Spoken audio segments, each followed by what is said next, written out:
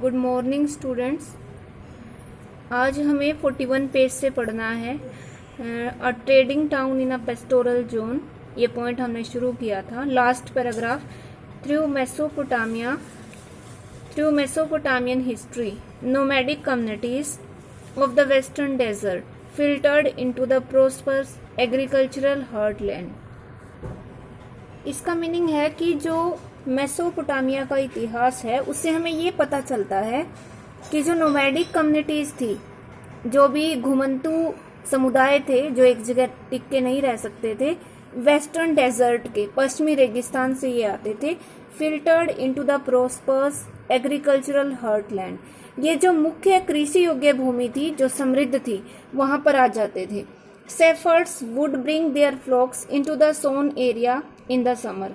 गर्मी के मौसम में जो गडरिये होते थे वो बोए हुए क्षेत्र में जहाँ पे बीज बो दिए जाते थे, कृषि की जाती थी, वहां पे अपने फ्लॉक्स को, अपने भेड़ बकरियों के झुंडों को ले आते थे। Such groups would come in as herders, harvest labourers और हायर्ड सोल्जर्स। और ये जो समुदाय थे वो वहां पर हर्डर के रूप में, पशुपालक के रूप में, या फिर फसल काटने वाले मजदूर के रूप में, या फिर हायर्ड सोल्जर्स जो भी सिपाही के रूप में नियुक्त किया जाता हो, ऐसे व्यक्ति के रूप में ये आते थे। ओकेजनली बिकम प्रोस्पर्स, और कभी कभी यहाँ आकर वो समृद्ध हो जाते थे, धनी हो जाते थे। एंड सेटल डाउन, और वहीं पर बस जाते थे। A few gain the power to establish their own rule, और कुछ लोग तो ऐसे थे जो पावर प्राप्त कर लेते थे, शक्ति प्राप्त कर लेते थे और अपना खुद का शासन स्थापित कर लेते थे। दीज इंक्लूडेड, इनमें शामिल थे अकादियंस, एर्नोटाइस, अस्वरन and एराइनियन।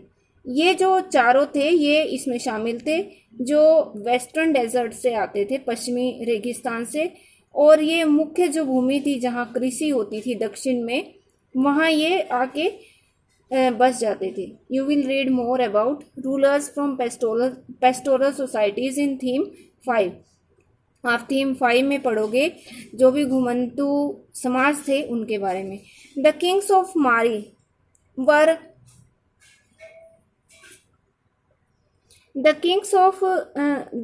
Mari were Amorite, whose dress different from that of the original inhabitants.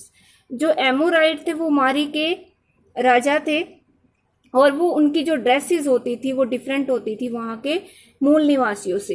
And who respected not only the gods of Mesopotamia but also raised a temple at मारी फॉर डैगन। वो ना केवल Mesopotamia के जो देवी देवता थे उनकी respect करते थे, बल्कि उन्होंने एक जो डैगन, जिसको गॉड ऑफ द स्टेपी कहते हैं, स्टेपी होता है घास का मैदान, घास के मैदान का जो नाम है ये स्टेपी, मध्य एशिया के जो घास के मैदान हैं, तो इस स्टेपी का जो देवता था डैगन, उसका मंदिर भी उन्होंने मारी में बनवाया था। Mesopotamian society and culture were thus open to different people and cultures.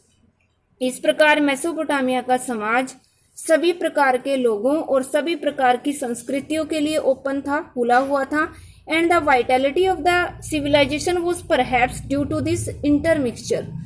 और जो इस सभ्यता की जीवन शक्ति थी, वाइटलिटी थी, वो शायद इस इंटरमिक्सचर की वजह से थी। मिक्सचर होता है आपस में मिलना जुलना, वो इसी आपस में मेल जोल की वजह से ही ये सभ्यता जीवित थी। द किंग ऑफ मारी however had to be vigilant. Herders of various tribes were allowed to move in the kingdom, but they were watched. जो मारी का राजा था उसको विजिलेंट रहना पड़ता था, सतर्क रहना पड़ता था, क्योंकि जो हर्डर्स थे उनको राज्य में घूमने फिरने का अलाव था, उनको आज्ञा दी गई थी, बट दे वर वॉच्ड, पर उनके ऊपर ध्यान रखा जाता था। The camps of herders are mentioned frequently in letters between kings and officials. जो भी हर्डर्स के कैंप थे, शिविर लगाते थे वो, हर्डर मतलब पशुपालक, पशुचारक या जो पशुओं को रखते थे, उनको वो जो भी उनके जो कैंप थे उनके बारे में मेंशन किया जाता था, लिखा जाता था लगातार in letters between kings and officials. राजा और अधिकारियों के बीच में जो भी पत्र लिखे जाते थे उनमें इन शिविरों के बारे में लिखा जाता था। In one letter an official writes to the king, एक ऑफिसर जो थे वो राजा को लिखते हैं एक लेटर में, he has been seeing frequent fire signal at night, कि उसने रात के टाइम लगातार आग के संकेत जो है, सिग्नल जो है वो देखे हैं। Sent by one camp to another, जो एक शिविर के द्वारा दूसरे शिविर को पहुंचाए गए। And he suspects that a raid or an attack is being planned, और ये संदेह है उसको कि कोई हमला या कोई अटैक या कोई रेड की जो योजना है वो बनाई जा रही है। Located on the Euphrates in a prime position for trade, व्यापार के बिल्कुल मुख्य स्थान पर मौजूद यूफ्रेट्स नदी पर, इन वुड कॉपर, वुड यानी कि लकड़ी, कॉपर तांबा, tin, oil, wine and various other goods, और दूसरी बहुत सारी चीजें that were carried in boats along the Euphrates, जो यूफ्रेट नदी के माध्यम से बोट्स में लाई जाती थी, between the south and the mineral rich upland of Turkey, Syria and Lebanon. और ये जो चीजें हैं इनका लेन देन होता था साउथ से, साउथ और एक साउथ के बीच में, और मिनरल रिच जहां पे बहुत ज्यादा खनिज थे, खनिज पदार्थ। अपलैंड्स होता है ऊपर वाली धरती, जिसमें टर्की, सीरिया, लेबनान, ये तीनों कंट्री आज के टाइम में हैं। ये इन तीनों जगह पर व्यापार होता था, लेन देन होता था साउथ के साथ। साउथ जो था वो एरिया था साउथ, हमने मैप में भी पढ़ा है फर्स्ट सेकंड मैप में, जहाँ पे एग्रीकल्चर होती थी। पर ये जो टर्की, सीरिया, लेबनान, ये जो जगह थी ये नॉर्थ की तरफ थी, और यहाँ पर मिनरल्स होते थे, यहाँ खेती ज्यादा नहीं होती थी।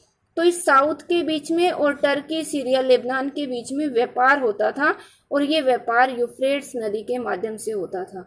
और जब ये व्यापार होता था तो इस नदी में से सामान लाया जाता था बोट्स के थ्रू, और बीच में मारी नगर पड़ता था। Mari is a good example of an urban centre prospering on trade, व्यापार पर जो प्रोस्पर हुआ, व्यापार के सहारे जो विकसित हुआ, तो ऐसा एक अर्बन सेंटर का मारी एग्जाम्पल है, गुड एग्जाम्पल है। बोट्स कैरिंग ग्राइंडिंग स्टोन, जो पिसा हुआ पत्थर है, वुड लकड़ी, and wine and oil jars, मदिरा और तेल के जार, वुड स्टॉप एट मारी ऑन देयर वे, रास्ते में टू द साउदर्न सिटीज, जब दक्षिणी शहरों में उनको ले जाया जाता था फ्रात नदी में से, तो रास्ते में मारी शहर पड़ता था, तो मारी में उनको रुकना पड़ता था। Officers of this town would go abroad, और फिर यहाँ के इस शहर के जो ऑफिसर थे मारी के, वो फिर इन बोट्स पे चढ़ते थे। इंस्पेक्ट द कार्गो, कार्गो एक होता है एक छोटा शिप, एक बोट के जैसा, तो वो कार्गो को इंस्पेक्ट करते थे, यानी कि उसकी जांच करते थे। A single river about could hold 300 wine jars, एक बार में 300 मदिरा के जो जार थे, मर्तबान थे, वो लाए जा सकते थे। And levy charge of about 1/10 the value of goods before allowing the boat to continue down stream, और आगे जाने से पहले, उनको आगे जाने की आज्ञा देने से पहले जो भी सामान होता था, गुड्स होती थी, उनकी वैल्यू का 10% हिस्सा जो था वो टैक्स के रूप में मारी के ऑफिसर्स को देना पड़ता था। बार्ले केम इन स्पेशल ग्रेन बोट्स, और जो जौ था वो विशेष रूप की बोट्स में आता था, ग्रेन बोट्स में, जिसमें सिर्फ अनाज ही लाया जाता था। मोस्ट इम्पोर्टेंट और सबसे महत्वपूर्ण बात यह है, tablets refer to copper from Alasia the island of Cyprus known for its copper. Alasia से कॉपर जो था वो लाया जाता था, ये टैबलेट्स में लिखा हुआ है, और ये साइप्रस का एक आइलैंड था जो कॉपर के लिए जाना जाता था। And tin was also an item of trade, tin भी व्यापार का एक आइटम था।